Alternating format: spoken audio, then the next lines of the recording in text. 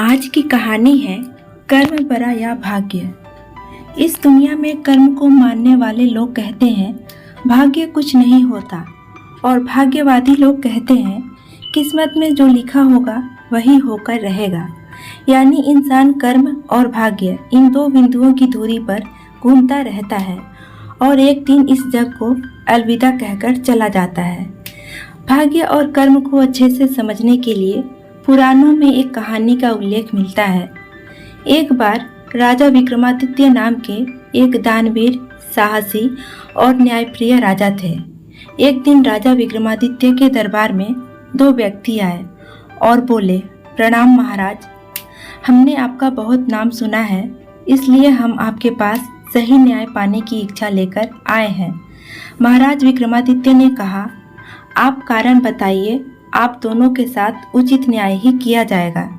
उनमें से एक ने कहा, हम दोनों में कुछ दिनों से इस बात पर विवाद चल रहा है कि कर्म बड़ा है या भाग्य। मैं कहता हूँ कि कर्म बड़ा है और यह कहता है कि भाग्य बड़ा है। अब आप भी इसका सही उत्तर बताइए और न्याय कीजिए। दोनों व्यक्तियों की बात सुनकर राजा विक्रमादित्य सोच में पड़ जाते हैं। वे दोनों व्यक्तियों से बोलते हैं, आप दोनों के इस प्रश्न का उत्तर देने के लिए मुझे थोड़ा समय चाहिए। आपके इस प्रश्न का उत्तर मैं 3 महीने के बाद दूंगा। आप मेरे पास 3 महीने के बाद आना। तब उन्होंने कहा, ठीक है महाराज, हम दोनों आपसे ठीक 3 महीने के बाद ही मिलेंगे। उन दोनों व्यक्तियों के जाने के बाद राजा विक्रमादित्य उलझन में पड़ जाते हैं और प्रश्न का उत्तर जानने के लिए उन्होंने मन में कुछ विचार किया। उन्होंने 3 महीने के लिए राज्य का कार्यभार अपने मुख्य सेनापति को सौंप दिया और स्वयं राजा विक्रमादित्य भेष बदलकर नजदीक के दूसरे राज्य में पहुंचे। वहां राजा विक्रमादित्य को एक व्यापारी मिला। व्यापारी ने राजा से कहा कि लगता है तुम नए इस नगर में आए हो, तुम्हें पहले कभी नहीं देखा। तब राजा ने कहा, मेरा नाम विक्रम है, मैं आज ही यहाँ आया हूँ। इस समय मैं काम की तलाश में जा रहा हूँ। अगर आपके पास कोई काम मिल जाए तो बहुत मेहरबानी होगी। व्यापारी ने कहा, हाँ, मुझे एक सेवक की जरूरत तो है। तुम दिखने में भी अच्छे परिवार के लगते हो। अच्छा बताओ, अगर मैं तुम्हें नौकरी पर रख लूँ तो कितना वेतन लोगे? तब विक्रम ने कहा कि मैं प्रतिदिन 100 मुद्राएं लूँगा। व्यापारी ने हैरान होकर कहा, प्रतिदिन की 100 मुद्राएं? आखिर तुम में ऐसा क्या गुण है जो तुम इतना अधिक वेतन मांग रहे हो? विक्रम ने कहा, आप मुझे एक बार रख कर तो देखिए, आपको मैं शिकायत का मौका नहीं दूंगा। मैं वह काम भी कर सकता हूँ जो कोई दूसरा नहीं कर सकता। व्यापारी ने कहा, तुम्हारी बातों में आत्मविश्वास दिख रहा है। ऐसी बात है तो आज से ही तुम्हारी नौकरी पक्की हुई। दिन भर काम करने के बाद राजा विक्रमादित्य को 100 मुद्राएं मिली। उनमें से आधी उन्होंने ब्राह्मणों को दी, बाकी बची हुई मुद्राओं में से आधी उन्होंने गरीबों और भिखारियों में बांट दी और शेष में कुछ साधु सन्यासियों को दे दी तथा कुछ अपने खाने पीने के लिए अपने पास रख ली। राजा विक्रमादित्य अपनी थाली लेकर जब भोजन ग्रहण करने बैठे, तभी अचानक एक साधु महात्मा उनके पास आए और उन्होंने कहा, बेटा, मैं बहुत भूखा हूँ, कुछ खाने को दे दो तो तुम्हारी विशेष कृपा होगी। विक्रम ने कहा, हाँ महाराज, जरूर मिलेगा, यह लीजिए, भोजन ग्रहण कीजिए। साधु ने कहा, खुश रहो बेटा, भगवान तुम्हारा भला करे। राजा विक्रमादित्य ने अपनी थाली साधु महाराज के आगे रख दी और साधु बाबा भोजन करके उन्हें आशीर्वाद देकर चले गए। राजा को उस दिन भूखा ही रहना पड़ा। आज मेहनत की और पैसा भी कमाया, परंतु भोजन भाग्य में नहीं था। दूसरों की सहायता करने का पुण्य भाव जरूर मिल गया। अगर परिश्रम ही ना करता तो ना भोजन मिलता और ना ही पुण्य। राजा विक्रमादित्य यह सोच ही रहे थे, तभी वह व्यापारी उनके पास आता है और उनसे कहता है कि विक्रम, तुम कल अपना सामान बांध लो, हमें समुद्र पार दूसरे देश की यात्रा पर जाना है और मैं चाहता हूँ कि तुम भी मेरे साथ ही चलो। विक्रम ने कहा, ठीक है सेठ जी, जैसी आपकी आज्ञा। व्यापारी विक्रम और कुछ अन्य सेवकों के साथ विदेश यात्रा के लिए निकल पड़ता है।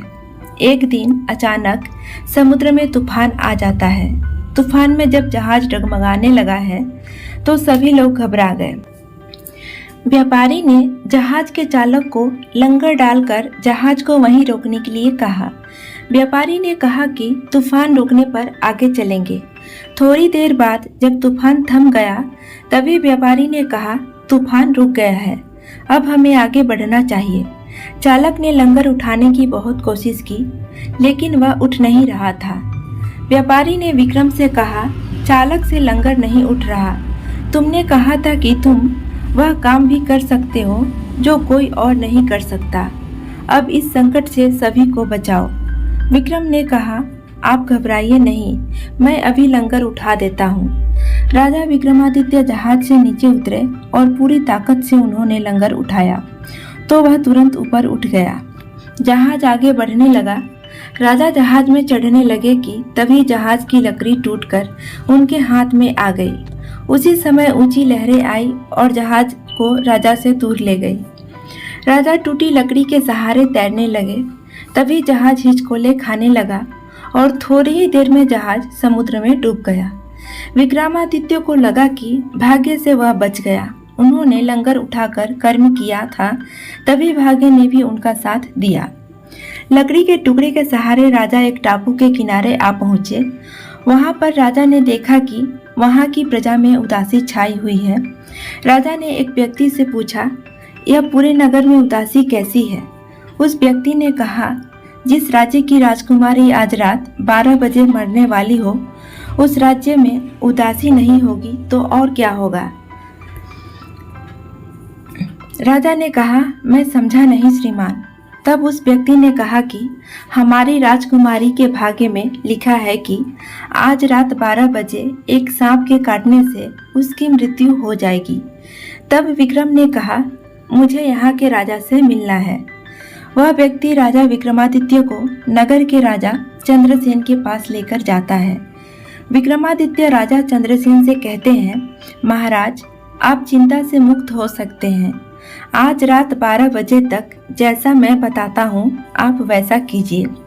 राजा चंद्रसेन ने कहा, अगर तुम हमारी विपदा दूर कर सकते हो तो तुम जैसा कहोगे मैं वैसा ही करूँगा और तुम्हें इनाम भी दूंगा। विक्रमादित्य ने महाराज से कहा कि जितना हो सके आप राजकुमारी से दान पुण्य का कर्म करवाइए। राजा चंद्रसेन ने उससे पूछा कि दान पुण्य कर्म से क्या समस्या टल जाएगी? तब विक्रमादित्य ने कहा, महाराज, दान पुण्य और अच्छे कर्म हमारा वर्तमान और भविष्य तय करते हैं। हमें भविष्य की चिंता में वर्तमान के कर्म नहीं छोड़ने चाहिए।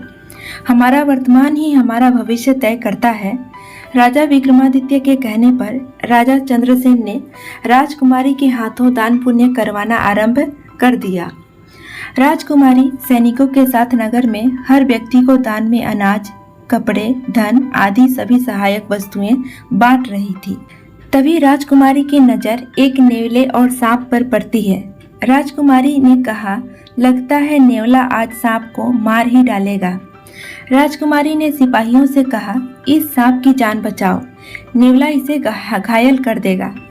सिपाहियों ने भाले दिखाकर नेवले को डरा दिया, जिससे नेवला सांप को छोड़कर वहां से भाग गया। सांप हल्का जख्मी हो गया था। राजकुमारी उसके पास आई और उसने देखा कि सांप को चोट तो लगी है, लेकिन उसका घाव गहरा नहीं है, कुछ दिन में ठीक हो जाएगा। राजकुमारी ने सिपाही से कहा कि सांप के लिए एक कटोरी में थोड़ा दूध लेकर आओ। सांप भूखा था, इसलिए उसने जल्दी जल्दी सारा दूध पी लिया। कुछ देर बाद सांप की माँ वहां आ जाती है।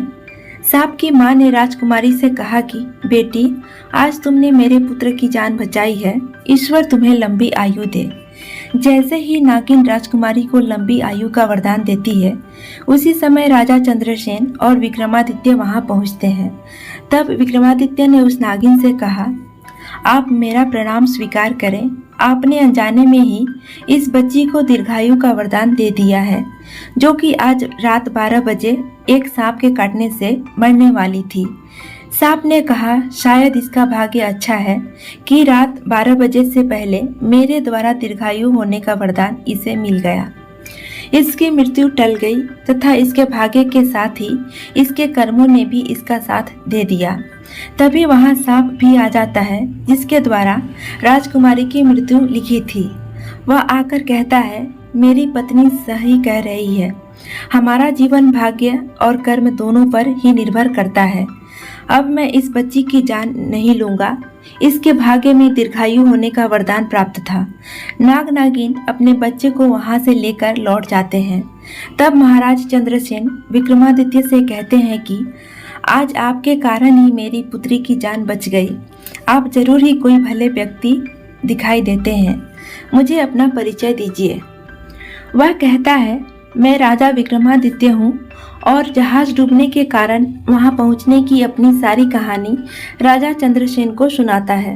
महाराज कहते हैं, चिंता मत करो, हमारे पास एक जादुई घोड़ी है, वह उड़कर दुनिया के किसी भी कोने में जा सकती है। आप उस पर बैठकर समय से अपने देश लौट जाओगे। और फिर राजा विक्रमादित्य उस जादुई घोड़े पर सवार होकर अपने नगर में पहुंचते हैं। अगले दिन राजा विक्रमादित्य ने उन दोनों व्यक्तियों को महल में बुलाया और कहा, आपके प्रश्नों का उत्तर मुझे मिल गया है।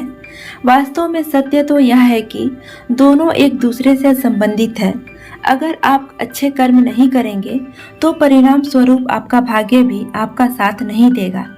अगर आपका भाग्य अच्छा नहीं होगा तो आप कर्म भी ठीक से नहीं कर पाएंगे। अपना नित्य कर्म करते रहिए। भाग्य और कर्म दोनों साथ साथ चलते हैं। यह एक गाड़ी के दो पहिए हैं। अगर भाग्य साथ दे किंतु कर्म न करो तो कुछ भी प्राप्त नहीं होगा। इसी तरह यदि कर्म करो पर भाग्य साथ न दे तब भी कुछ हासिल नहीं होगा। दोनों व्यक्ति राजा का उत्तर सुनकर संतुष्ट होकर चले गए, क्योंकि कर्म न करने की अपेक्षा कर्म करना ही श्रेष्ठ है। अगर आपने कर्म किया है तो उसका फल आपको अवश्य ही मिलेगा। अनुकूल कर्म किए जाएं तो भाग्य को अपनी ओर मोड़ा जा सकता है, परंतु भाग्य के सहारे बैठकर कर्मों से दूरी बना लेना ही पराजय, दुख और परेशानियों का कारण बनती है। कर्म या भाग्य दोनों में से कोई भी छोटा या बड़ा नहीं होता। वास्तव में भाग्य हमारे कर्मों का ही परिणाम होता है। तो फ्रेंड्स, ये कहानी आपको कैसी लगी हमें कमेंट करके ज़रूर बताएं और साथ में इस वीडियो को लाइक ज़रूर करें। चैनल को सब्सक्राइब करके बेल आइकन की घंटी को ऑन कर लें, जिससे आपको आने वाली सभी वीडियोस की नोटिफिकेशन टाइम टू टाइम मिलती रहे। तो आज के लिए इतना ही। अगले वीडियो में फिर से मिलेंगे। तब तक के लिए गुड बाय।